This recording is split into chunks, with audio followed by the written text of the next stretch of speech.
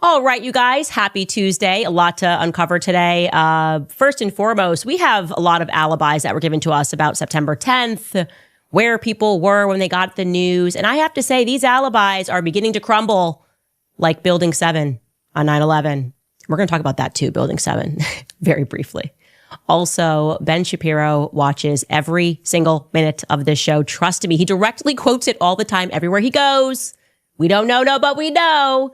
And you have to watch this clip of him attempting to make fun of me. It's glorious. It's glorious. I really have one. Welcome back to Candace.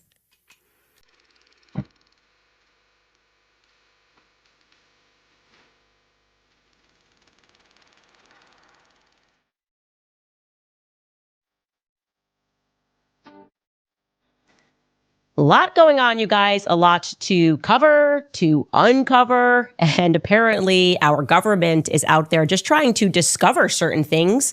And I just have to tell you what's going on in this world right now, the best way that I can make you understand this.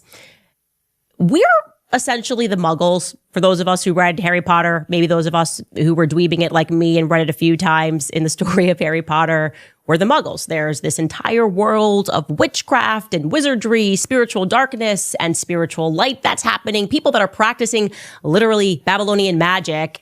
And they intentionally rendered us as the Muggles, the people who are not aware that it's going on at all. That all seems so ridiculous. That can't be true. And I think that began, by the way, transforming us into idiots. It began in America, when they removed the Bible out of the classroom. It used to be taught at public schools, the Bible, so that you knew your history. And then kind of Hollywood rose, and they sort of make fun of people that go to church. People that do go to church are having the word perverted in some ways, as we've covered extensively on this show. They made us think, essentially, that the Bible was a fairy tale, effectively blinding us all to the fact that it is very real. All of it is real. Angels, demons. Today's just going to be one of those WTF episodes when I share with you the true story of what the heck we were doing in Iraq. We're Iraq. Let's go back. Let's go backward. Let's recap the Muggle edition of what we were told, okay? The Muggle edition goes like this. On September 11th, 2001, some super de-duper evil Muslims, known to most of us now as Israelis, hijacked some planes and drove them into the Pentagon, flew them into the Pentagon building, also the Twin Towers, and then Building 7 kind of got really emotional seeing his friends get hit and went ahead and just collapsed itself, right? By the way, I should mention that over at the Pentagon, that plane was also very unique. It apparently had no wings when it just dove into the Pentagon. Some people said they heard a missile, but we won't ask questions. We're not here to debate those conspiracies. We were told that this was executed by the Saudis. They had hijacked the plane. How did we know? Well, because one of them was kind enough as to conveniently drop off his passport on the sidewalk to make sure that we knew that it was them that was getting away with these super duper evil crimes. I'll remind you of that video very quickly about the passport being found. Donna, when these buildings came crashing down on Tuesday, they sent debris showering in several blocks in every direction. And it was in one of those areas a couple of blocks away from the World Trade Center site, apparently where that passport was found. The FBI announcing that it has found the passport of one of the hijackers who was on board one of those two planes that hit the Twin Towers on Tuesday morning. I mean, I was young. But for those of you that were not young and were grown adults, did you just accept that? I was a kid. That's my excuse, okay? I was in middle school. But for those of you that were not in middle school, did you just accept this? Those of you that had families, did you go watch the news and go, no, that makes sense. Yeah, the debris we could not even find human remains, but the debris just fell and unfortunately flew away out the window. He just threw his passport. I have so many questions about that. But again, we're not here to relitigate 9/11. We know how we felt. We all gathered around those super bulky big screen TVs, and we were perhaps expecting that as a result of this, we may indeed have to go to war with Saudi Arabia. That's what makes sense. They dropped the passports off for us to find in the debris. But that actually didn't happen. Oddly, we were told a couple of years later that we had to go to war with Iraq very quickly. Now, yesterday, I mentioned to you all the Epic of Gilgamesh of Uruk, understood to be actually the story of Nimrod in the Bible. He was a warrior who rebelled against God, Nimrod, and established his own kingdom in Mesopotamia and in Assyria. I'm showing you this map of that region so you can see where exactly we're speaking about. Kind of feels like where we're doing a lot of stuff right now, actually. Lebanon, Syria, and now we're talking about going into Iran. Well, I got an email yesterday from one of you, and I have to read it to you because I went, no way. I also got some other emails, but this one I'm going to read to you. Dear Candace, I never email people, but I watched your show today and felt led to send you this email you mentioned in your show about the Clintons wanting to find Gilgamesh's tomb. You need to look up the research that was done by Rob Skiba. They did find Gilgamesh, aka Nimrod. He was a giant. He was very well intact.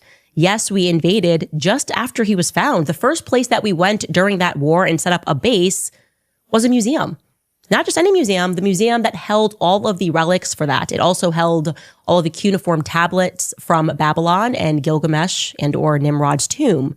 They said that the museum was, quote, raided, and that they, the military, retrieved everything except for the tablets that had to do with reincarnating and bringing back the Nephilim, fallen angels, noted in Genesis 6. The Bible speaks of this. This is not a fantasy. This is a fact.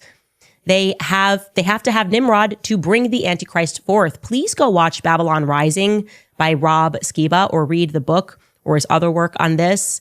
He has done many videos and books and backs his work up and uses scripture too. He's not the only one that knows this and had vetted these things out. I pray, if you didn't already know this, that it helps you continue on your quest for truth. Now, that term Babylon Rising instantly flagged to me as interesting because as I've been speaking to you about what the elite practice and it's telling you that this goes back to the Sumerian tablets, Project Looking Glass. They freaked out when I discussed that. This idea of these occultists, Babylon Rising, the names of their books, this Babylonian magic, it's a theme that just keeps cropping up, whether you're referring to Aleister Crowley or Jack Parsons. So I went, wait a second.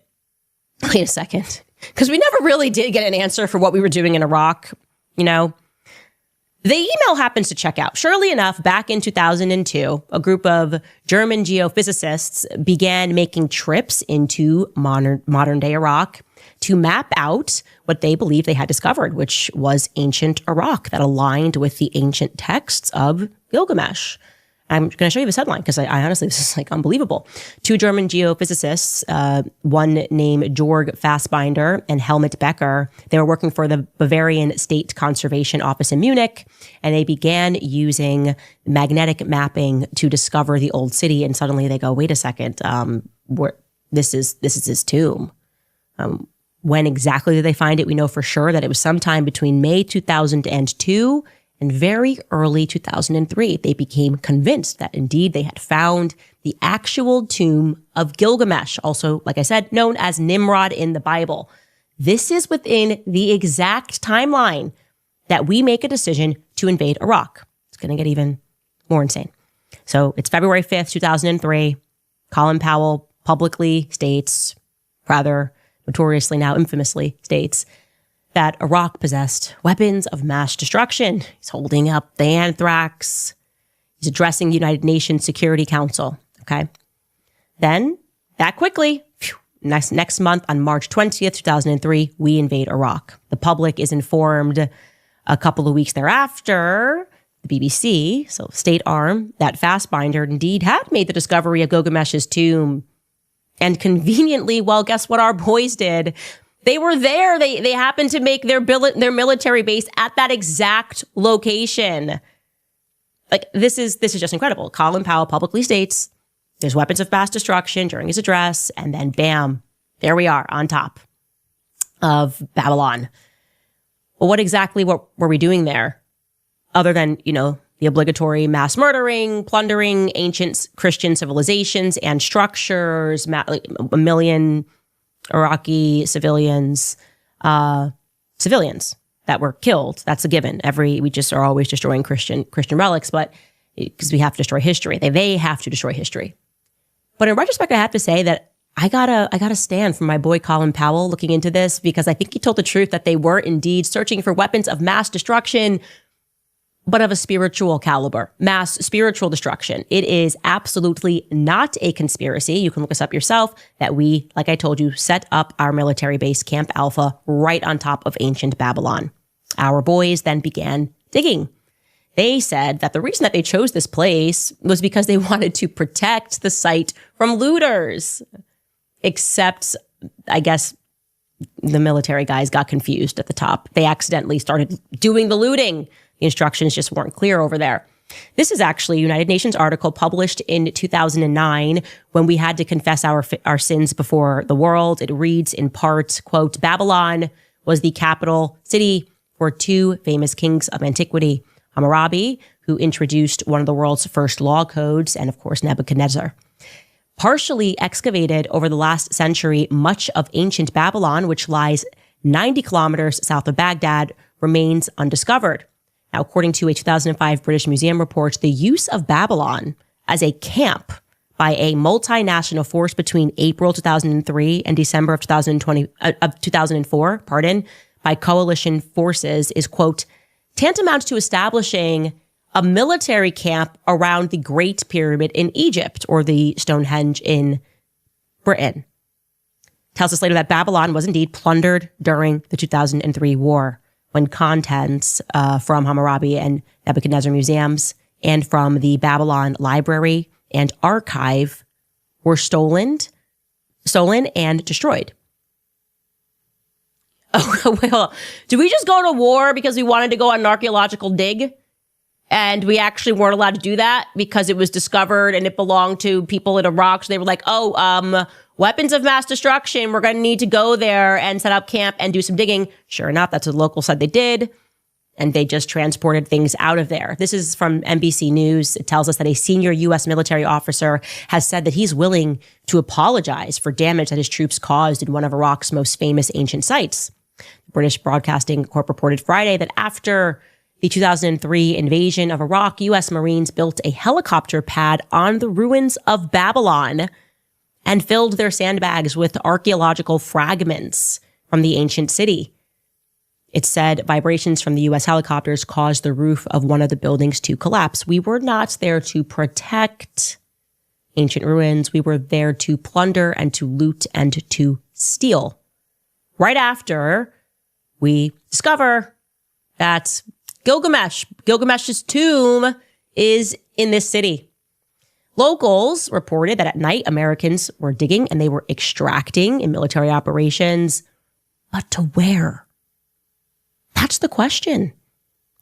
Where did they take Nimrod's remains? Why do they want them? What do you guys think they're trying to do with Nimrod's body?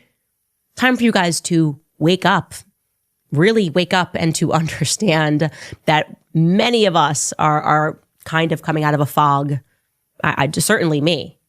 Never forget who Nimrod was in the Bible, right? Nimrod was the original one world government guy seeking to unite humanity under the Tower of Babel, one system created in defiance of the creator, one world government. This is why the mystery cults, they revere Nimrod. Freemasons revere Nimrod. In Masonic tradition, Nimrod is considered to be the first grand master, even before Solomon. I was telling you about that. This is all very real. It should shock you. You're probably like, was I about? Yes, absolutely. And so people then dug up, and this got a bit confused, by the way. So I should clarify that there was this still never quite explained FOIA request that went through to the State Department requesting documents pertaining to the resurrection chamber of Gilgamesh, the location of his body and the location of the buried Nephilim. Who are we talking about? Who are we speaking about when we refer to these people, the fallen angels? Guys, I am telling you, and this is not a part of Catholic canon, but you are allowed to read it, and you should read it. I read it on a plane. I don't even know what was going through my mind where I decided I needed to read the Book of Enoch. I think it is so important to read the Book of Enoch, okay? To read about the fallen angels. That this is your real history. I'm sorry to tell you guys, you're not a dinosaur. Okay, you weren't a dinosaur. You're not just like floating. Thank you, Katy Perry, but you're not like a plastic bag floating through the wind. I didn't really ever find that line to be relatable at all. I've never felt that way. This is all very real, and the elites have held on to this. They destroy history because they don't want you to know this. They envision a world like Nimrod. One world government. They are going to be the gods. You will have no sense of where you come from. You will have no sense of your history, and your souls will be completely perverted and corrupted by them. That is what they are doing. So people always ask why I'm always so happy and so positive. How is it possible that the Epstein files can drop and I maintain a happy attitude? In the comments yesterday, I saw this of like, well, what do we do? What do we do now that we know this is real and they're practicing this? Well, you have to also consider the other thing. They're doing this because God is real. That I feel like that's like the best message ever. How could you not be happy recognizing that they are just betting against God like they always do? These people want to recreate Babylon. Okay, this is the story of Hollywood, Babylon. Read the books. They have always been obsessed with this. But who are they contending with? God. And I feel like many people, myself included, go through a period where you wonder, and that's intentional, of course, like I said, because they've stripped our true history and we're not even where we're supposed to be. Like, we're in America. How did we get here? We know nothing about ourselves. And you go through this period where you question whether or not God's real. And I certainly thought, no. Well, coming out of high school, that's just like my grandparents were into that. That's the old world. We're the cool world. And then you get to an age and you get to a point where you recognize, oh yeah, God's definitely real. And we've been asleep. We've been the muggles. They know he's real. And you want to spell the end of this satanic reign, everything that they have been doing and the blood that they have been shedding. It's our awakening. It's our awareness. So you should be happy. You should be encouraged. This stuff shouldn't scare you. You should be happy to know that this isn't it. And the reason why they want people to be selfish, the reason why they want us to be atheist, why they have been so intentional about making sure they fill us with nonsense and junk and no sense of true history, why they protect the field of archaeology. They don't ever want us to be the ones to find something and learn something about history that's real. The reason that they're doing all that is because then they can get you to trade your soul. Like if you really believe that all you had was 80 years and there was nothing else beyond this, like they want you to believe, then you would sell your soul to the devil for money. That's what a lot of people are doing. But when you suddenly go, oh wait, there's more. Actually, I'm a soul and I am an eternal soul. Then you go, okay, well, I'm not going to do a deal for $7,000 to support murdering children in Gaza. It's a happy message, I'm telling you guys. But read the Book of Enoch if you have not read it and learn about the fallen angels. It is incredible. Learn about your true history. Anyways, I wanted to share that with you because I was just, I can't believe that about Iraq. People asking, what's the obsession with Iran? What's suddenly the obsession with Greenland? I think a lot bigger. I don't know what the obsession is, but I'm inclined to think a lot bigger. We'll take a brief break before I tell you about some alibis that I think are maybe falling apart regarding September 10th. All right, you guys, one of the reasons that I have stayed with Nimi Skincare is that they make consistency really easy. There's so much noise around skincare, new launches, new routines, new promises, and most of it just encourages people to keep switching. I don't think it helps anyone in the long run. I stick with Nimi because it's clean, it's simple, and it's built for long-term usage. January is already overwhelming for a lot of people because your skin is dealing with cold air, dry heat, your schedule's probably packed, and everything feels louder than usual. That's not the time to complicate things. It's the time to stay consistent. And Nimi Skincare is made here in America and built around that same idea of discipline over trends. Make Nimi Skincare your friend in skincare. Visit NimiSkincare.com today. Make sure to use my code Candace10 at checkout to save an additional 10% off your order. That's NimiSkincare.com. Also want to tell you guys about the Wellness Company because you might not be dealing with bad skin as an adult with acne. You could also be dealing with an untreated root cause. It starts small, maybe a little redness, a few bumps, and it maybe expands. You go through the cycle of doctor appointments and try product after product with no real relief. Well, you should know that you're not alone. 25% of adults struggle with acne and more than 14 million Americans battle rosacea. 1 in 10 people suffer from chronic dermatitis or eczema. These are not just cosmetic issues. They itch, burn, and they crush your confidence. Store-bought treatments only mask symptoms while ignoring bacteria, mites, and inflammation, and many have harsh chemicals that cause severe side effects. Clear Skin Ivermectin Cream from the Wellness Company is different. This dermatologist-designed prescription formula targets the root cause safely and gently under the skin. Get Clear Skin Ivermectin Cream and transform your skin, taking it back to normal. Visit twc.health/Candace and use code Candace at checkout to save $30 off plus free shipping. That's twc.health/Candace. Considering their aims being potentially resurrecting Nimrod, which I totally believe, given this Babylonian magic theme of the occult and their rituals, it all correlates right there. And because I'm not, like I said, like a plastic bag flowing through the wind, and I'm now aware of history, and I believe in God, and I obviously know these people are satanic, it gives new meaning to this sort of military cult, because that is also a corollary that I have built. It's like constantly the military. So much involvement even in the Charlie Kirk story, like just everywhere. I said, I don't know when Turning Point just became a literal military operation, but indeed it did. All these people with very strong ties to the military, his wife included, right? Her mother in particular. I want to speak about Erikas Alibi on September 10th. And I'm going to put it out there that I do not believe it. I do not believe we are being told the truth regarding her alibi. I have, at least I can say, I guess the best way to say it is, I now officially have some serious questions pertaining to her alibi.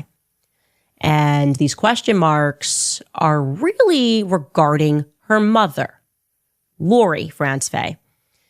I have been working through Erica's life, and when you start to do that and build a timeline, it inevitably leads you to her mother, who I believe is very shady. She has a number of LLCs. And when I say a number, I mean, it's almost incalculable, the amount of LLCs, trying to figure out what exactly this does, the technology, connections from France to Arizona, to Cincinnati, to Massachusetts. And I realized something about her mother. First and foremost, I told you that when we met, that was the only time that I sensed very strong emotion from her was in mentioning her mother. But I do realize now that it seems to me to be an intentional effort to protect Erica's mother throughout this entire thing. Before, like, regarding even September 10th. Leading up to September 10th, Erika did something that it's unusual. It was unusual in terms of the manner in which Erika normally posts. She does not typically post her mother. She is private about her mother. She's always been very private about her mother, actually.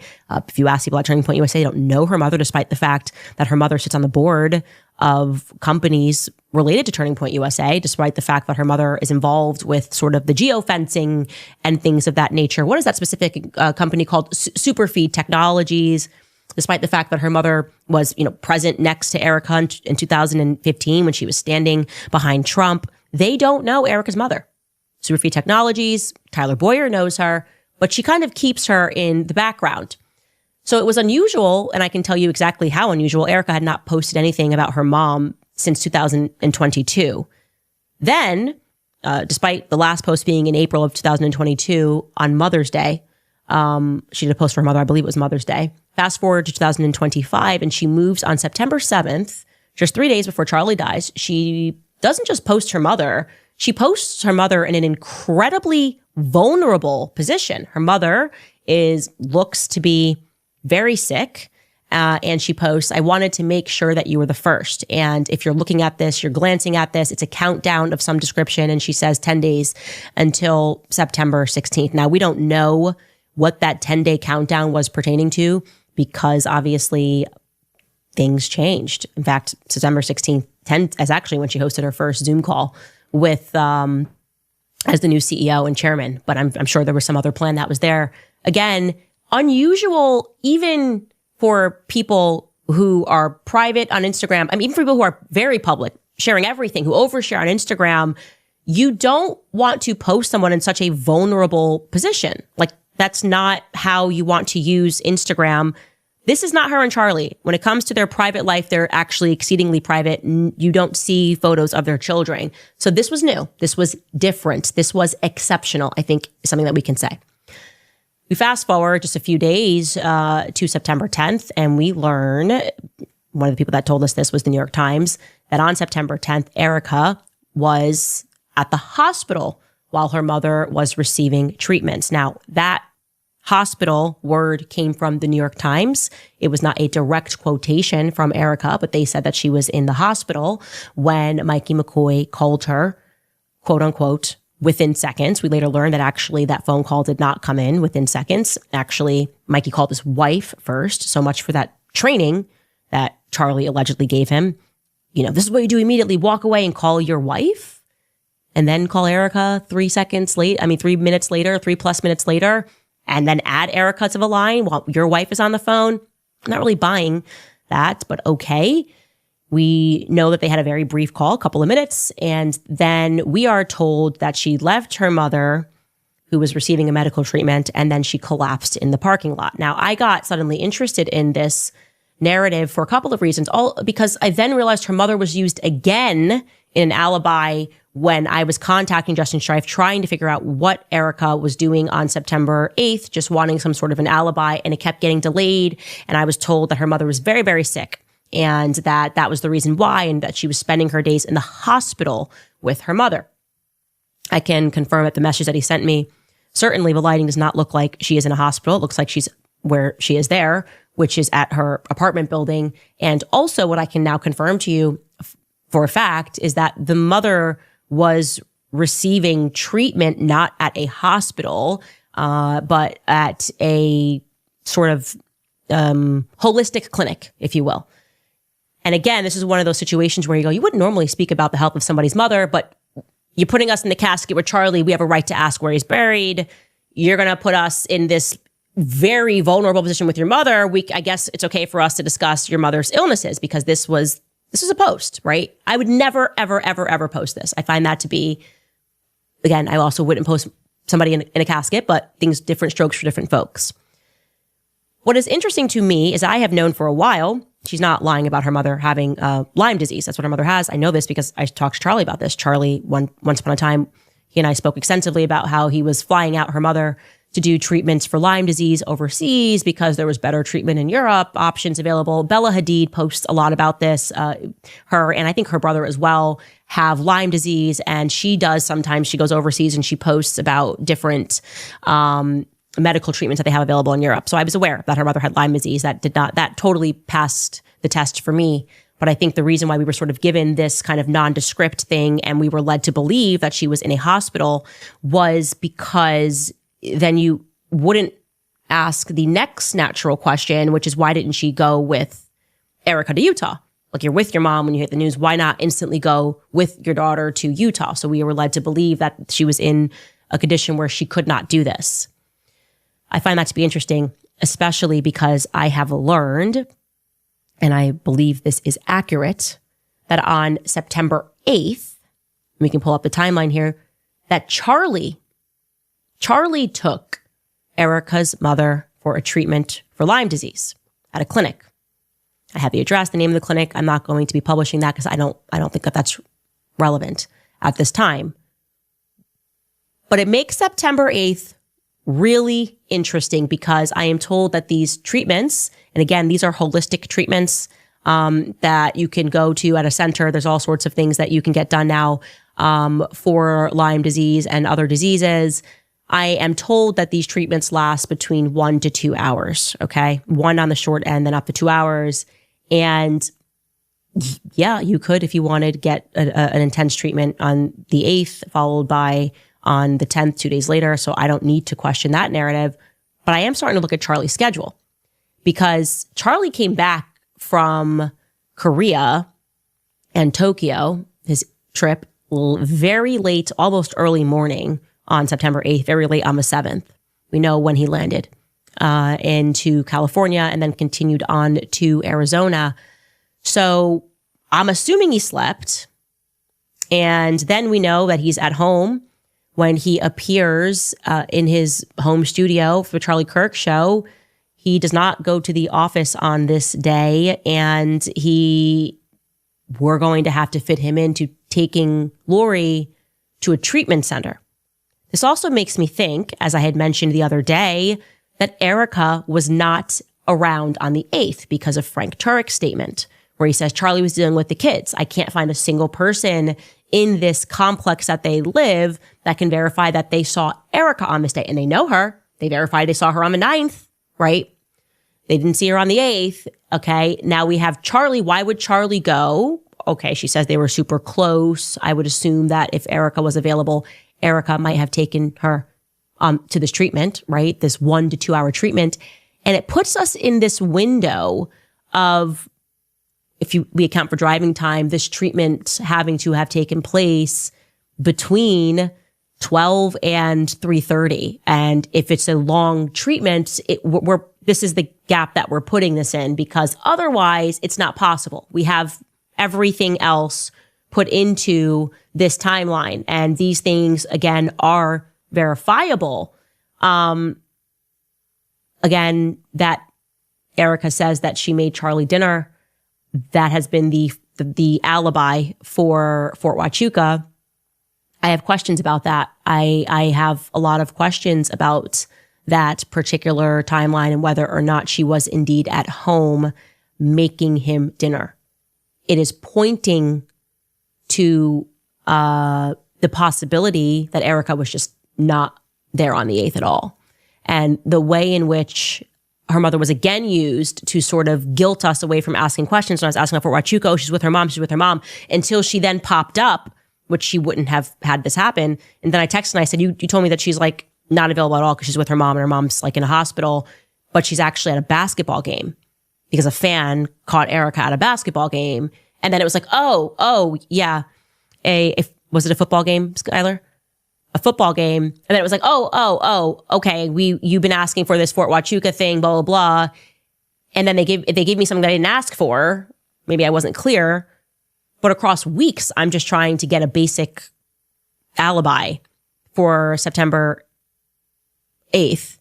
And I'm just kind of getting pushed around. And then finally they give me something. And a couple of days later, they send me a cease and desist and they mention Fort Huachuca.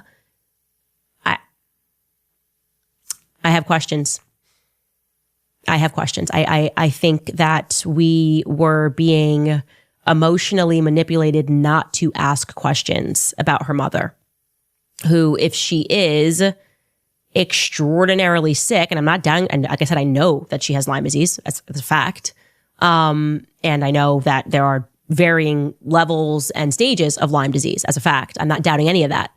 I am saying that I feel we have been intentionally given that story so that nobody could possibly touch it. Like that post there, to me, feels a little bit manipulative. I can't explain it. It's not her usual posting. She doesn't post that kind of stuff. It's similar to the Charlie in the casket, right? And then suddenly like, can I have anything for myself when people ask a question like, hey, actually, where did you bury him? And then suddenly it's like, how dare you intrude upon where Charlie's body is? What will you literally put us in the casket with like your chief fundraiser person to make money? So we're only allowed to ask questions if money is going to be made. I don't think it works like that. It doesn't work like that, actually. So I just wanted to raise that, and I have some more leads that I'm going to prod, but I'm going to put out there that I am having trouble confirming this story. And I'm wondering why that is. So if you have information, and I do know the names of 2 different clinics, by the way, because they were 2 different clinics, the one on the 10th versus the one on the 8th. If you have any information, please email us moretips@candaceowens.com as we begin to put the pieces together in what may be a slippery alibi. It could be people were told what to say, what to do, people were at certain places, but something is not right. Something is really not right. We're going to get to the truth. We will get to the truth. Christ is king, as we say. And it's a perfect time for me to announce, by the way, that I will be speaking. I actually have not spoken in a while publicly. I've been working on my podcast because I was at war with Zionists. But I will be speaking at the Catholics for Catholics conference on March 19th in Washington, D.C. The reason I haven't spoken in well over a year, was first and foremost, I was supposed to go on that tour in Australia, but I got blocked by the Zionist lobby of Australia. I was supposed to be on tour with Charlie before he died, but I got blocked by Zionists here in America. And so it is a refreshing and a good thing that the Catholic Church is standing apart from that sort of political influence that really doesn't have a place there. Doesn't have a place there. If you are Catholic, or even if you are Catholic curious, I would love for you guys to be there. You can visit CFORC, so c4c.com/prayer, and you will save $100 off your purchase if you use code Candace at checkout. C4C, that stands for Catholics for Catholics.com/prayer.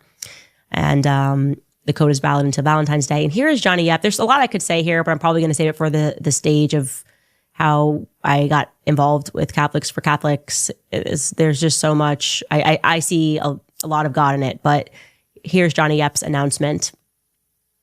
War calls for warriors, men and women ready to risk it all in the pursuit of truth. Just 48 hours before my friend Charlie Kirk was shot, in spite of the fierce pushback, he made known his intention to have Candace speak at his own signature event. With this in mind, and with a nod to my friend Charlie, Catholics for Catholics is honored to announce that Candace Owens will be joining us as one of the keynote speakers at our National Catholic Prayer for America Gala in Washington, D.C. on March 19th. To become a student of history is to become a Catholic. Charlie predicted that one day, when he himself would die young, that Candace would become a David in the fight for America.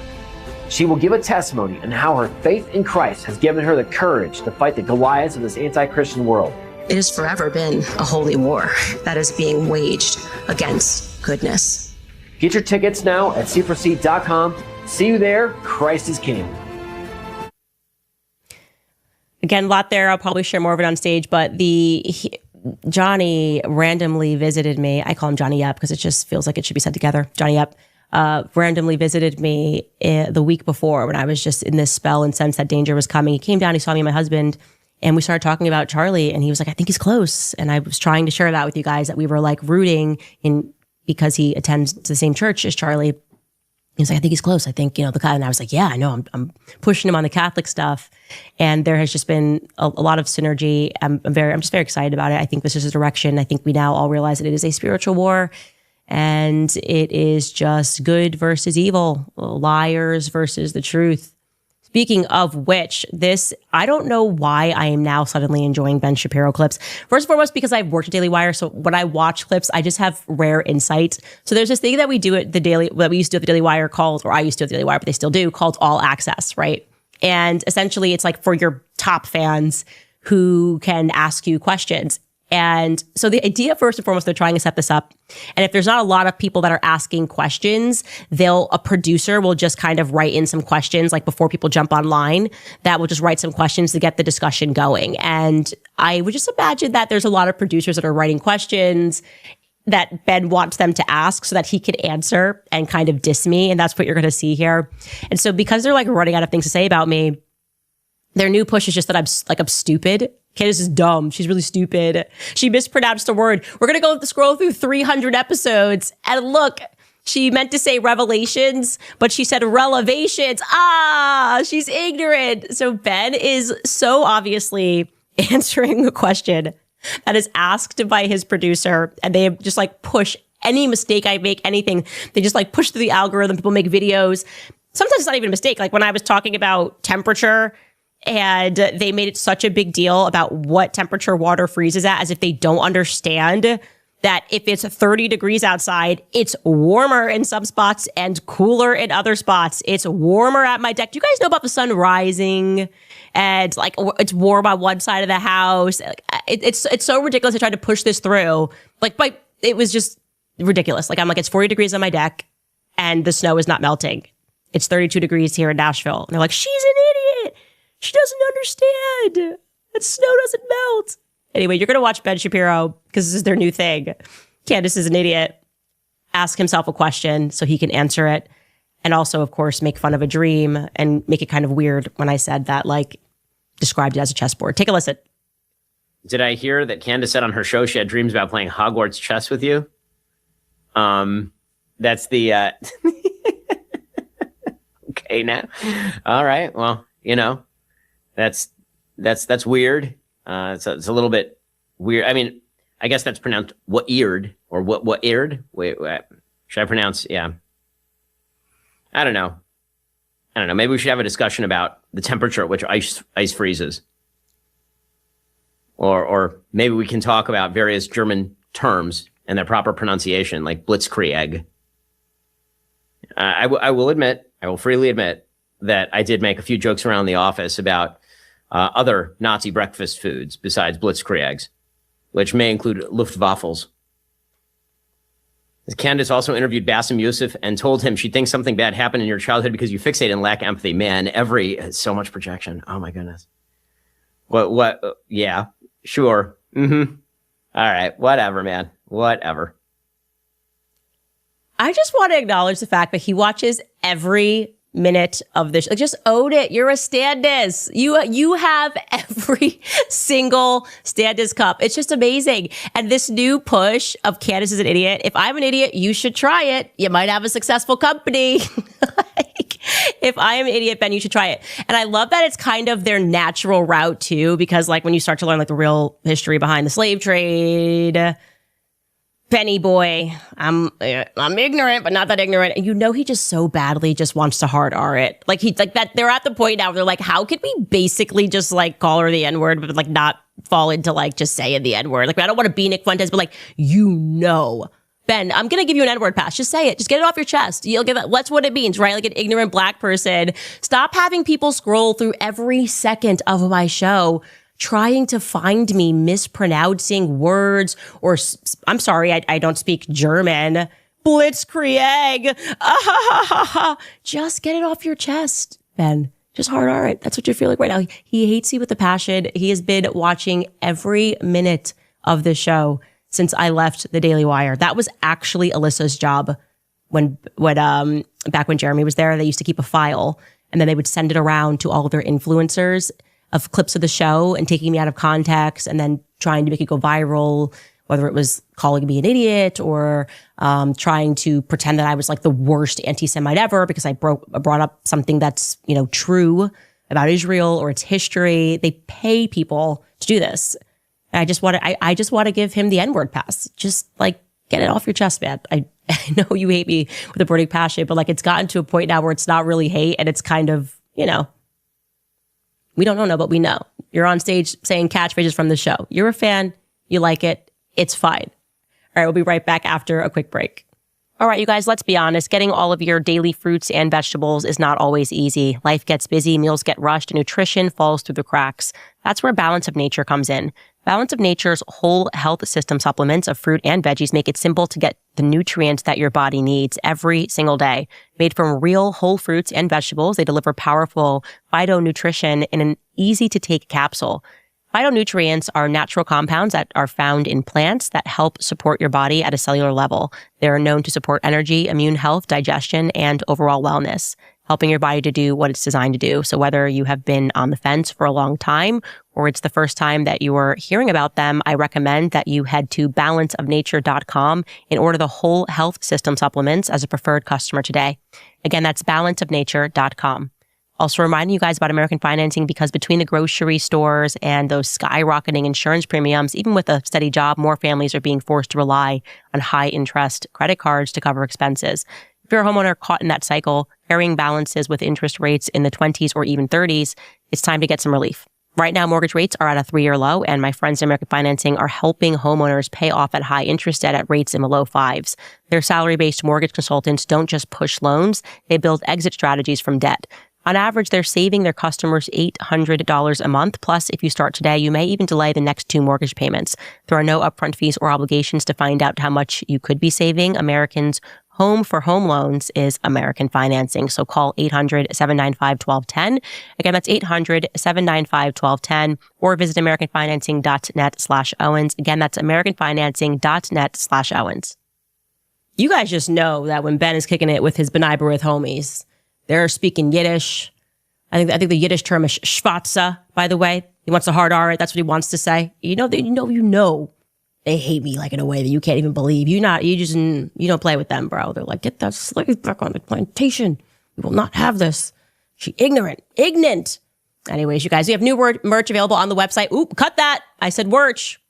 I said merch, not merch. You got me. New merch on the website.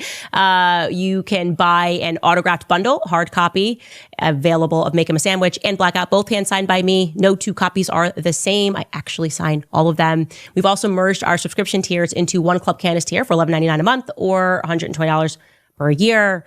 Join the book club, you guys. You're like, we're so deep on this and it's all kind of happening right now. And it is kind of amazing that we've been calling it and speaking about these things, and it was very taboo, and now everyone's speaking about it. Even the guy that, what's his name, that played, I'm blanking on his name. I'm so bad with actor names. He played Hercules. He tweeted that that's why he left Hollywood. He was like, they were just all a bunch of pedos. Kevin Sorbo, that's right.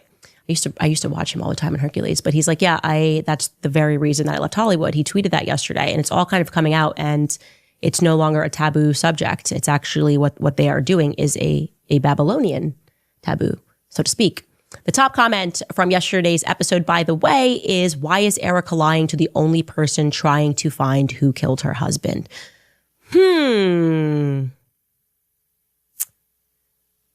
It's a question that needs answering, in my opinion. That is what is striking me as odd. As soon as I recognized the first lie and I just saw that lie through and through, I was like, nope. I actually, to be honest, the first thing I clocked was letting people that your husband didn't like into your zone right after he died. Like whether it's New York Times, whether it's allowing them to buy slots to speak, that to me didn't feel natural. Like Amfest is for me when things just started fraying very badly. And I went, what are we actually looking at here? What's happening? You might know something. You can message me more tips. You can send us an email, moretips@CandaceOwens.com. All right, let's get to some of your comments for today's episode. Let me scroll here to the bottom. Arielus writes, about the Zooms, I don't understand why Erica kept saying we need to stay humble. Like if my husband was murdered, that is not something I would need to repeat over and over to myself. Weird. Yeah, I also don't necessarily think that the choice adjective to describe Amfest would be humble. Like I don't think Tim Dillon would describe it as a humbling experience at all, by any means, by any stretch of an imagination. Remain Light writes, did everyone see the news about Jill Biden's ex-husband, Bill Richardson? That's Jill, by the way. I feel like when I say Jill, it sounds like Joe. Jill Biden, I've been telling you guys, she's crazy. She's out of her mind. She's like the one hungry for power. I've always felt that way about her. Well, apparently her ex-husband, Remain Light writes, was indicted with first-degree murder of his ex-wife, which happened back in December. Huge news here in Delaware and now beyond. God bless you and yours. Wait, is it Richardson, like the law firm? Richardson in Delaware? Who is he? Who is he, actually? Let's check out this article. Tell us what he does. I'm going to let you guys figure that out. Is it ex-husband? It says Bill Richardson. This person has the wrong name. Okay. Bill Richardson did nothing. He's out here catching strays. Okay. So it's William Stevenson is actually the correct person. I'm glad we looked it up because I would have gotten a cease and desist from poor Bill Richardson. William Stevenson, 77, of Wilmington, was married to Jill Biden for 5 years, 1970 to 1975. And apparently that seems to be going on. Jill Biden has declined to comment. That is interesting. The woman was found unresponsive in the living room and life-saving measures were unsuccessful. Okay, that is some breaking news, and I am hearing it right now. Thanks for letting us know. We will follow up on that probably tomorrow. Cheryl Wells writes, you are an amazing woman and a journalist. I'm proud to be in your audience. Christ truly is king. Thank you so much. Shannon writes, collectively, we, millions worldwide, are shifting consciousness back to truth and light, boldly holding back the darkness. God bless you, Candace, for leading the charge, taking all of the slings and arrows, an epic hero's journey. You were made for this. Well, let's hope it's not an epic like Gilgamesh. I was actually saying how odd it is that we were writing papers about this in school and they made us think Gilgamesh was a hero. It is Nimrod. Get your kids out of these schools. You want to know what you can do? Take your children out of school. Okay. The entire academic pathway that has been established for them is about getting them to worship false idols in place of true God. That is just, I'm stunned by that in retrospect. Judah Schultz writes, just wanted to say thank you. Thank you for being lethal and unstoppable, for being fervent for the truth and exposing evil, and for being a beacon of hope and a voice for the people. P.S. I absolutely love your sarcasm while you do it. I'm a happy person, just kind of baseline a happy person. And I'm so honest when I say that it comes from just realizing it's all real. I don't know. That should encourage you. That should warm you at nights. Like, there's more beyond this. And people are trying to get you to sell your soul to the devil, and you have every opportunity to say no. These people are into kids. Keep your kids safe. Pull them out of the school. There's nothing there. And I do believe that they have established a network everywhere. And they treat the classroom as Sigmund Freud, their father, would want them to. And Sigmund Freud outwardly said, I have to be Satan. I have to be Lucifer. And they were like, oh, that's normal. He has to do that to understand how other people think. Yeah, right. Moderator Marzi writes, shout out to Norm Finkelstein. Epstein and Dershowitz contacted Finkelstein, but he called them pedophiles and threatened to hurt them. I loved that. We had Norm Finkelstein on this show. And the reason I love Norm Finkelstein is there's a lot of reasons I love him. And particularly, I do love the fact that he is Jewish. And the reason why I love it is because the evil people who are purporting to be Jews have so much power in the media that they can wrongly delude people to believing in, like I said, that false dialectic, that it's, oh, well, this is just their perspective. This is what they all think. This is how they all act. They're all into this. And it's always like a powerful elite. They have amassed too much power. And to see Norm Finkelstein just be like, out of my face, you are disgusting. You're a pedophile and I will hurt you is fantastic. He is such a good person. I've sat down. We have disagreements. Of course we do. But I'm no longer interested in engaging any of these false dialectics. And I want us all to sort of unite on what we can agree upon. We can split hairs over our differences later, but that right there is Satan. And we got to defeat that. That's how I feel. So good. Kudos to him. Bev writes, I already read that comment. Pardon me. One Will Wallace writes, no, Candace, seeking the truth, upsetting the norm, no content for Shapiro to appease them. Everything you are saying is a script from my younger days. We are descendants from another star. Off topic now, but the confirmation of extraterrestrials is more confirmation of God for those of you who need it. I'm not so sure I believe that. I think that when we speak about aliens, what are we speaking about? And this, of course, we could have a longer theological discussion about this, but are we speaking about Nephilim? Are we speaking about like I said, read the book of Enoch, and you had these fallen angels who intentionally mated with the human race? And, what are we speaking about? It's a lot more that we can discuss, and we should have those discussions, especially now that we realize that they freak out when you bring up things like the Sumerian tablets, or you bring up Operation Looking Glass. Oh, that's so crazy. No, stop. You will no longer muggle us.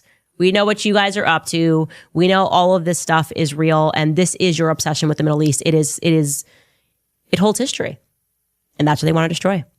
And we're waking up to it too fast, though. That's what matters most. Anyway, you guys, we will see you tomorrow.